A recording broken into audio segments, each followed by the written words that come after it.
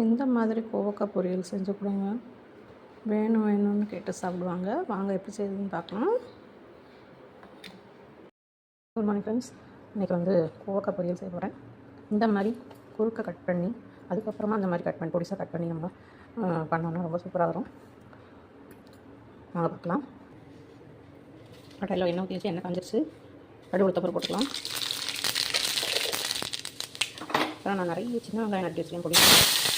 அது போட்டால் அது ரொம்ப டேஸ்ட்டாக இருக்கும்.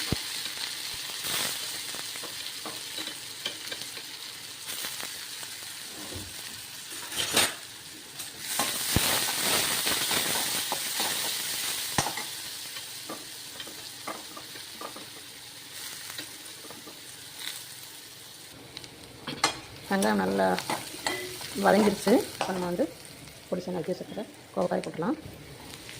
இது கொஞ்சம் வேகிறதுக்கு நேரமாகும், அதனால அந்த மாதிரி நீட்டு வாரத்தில் நறுக்கி கொண்டுக்கிறேன்.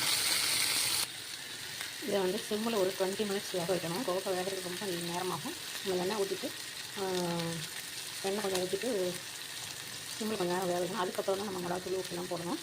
அதனால் சிம்மில் வச்சுருக்கேன், வேகட்டும்.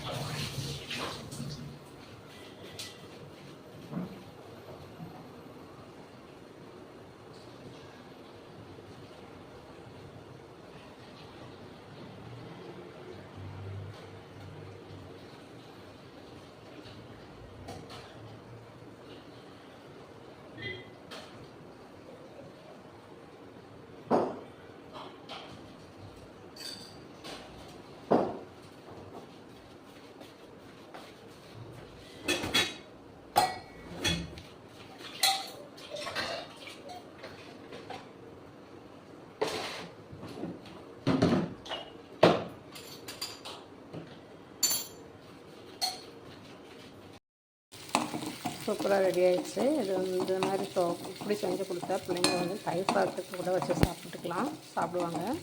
ட்ரை பண்ணி பாருங்கள். பிடிச்சிருந்தா லைக் பண்ணுங்கள், ஷேர் பண்ணுங்கள், சப்ஸ்கிரைப் பண்ணுங்கள். தேங்க்யூ.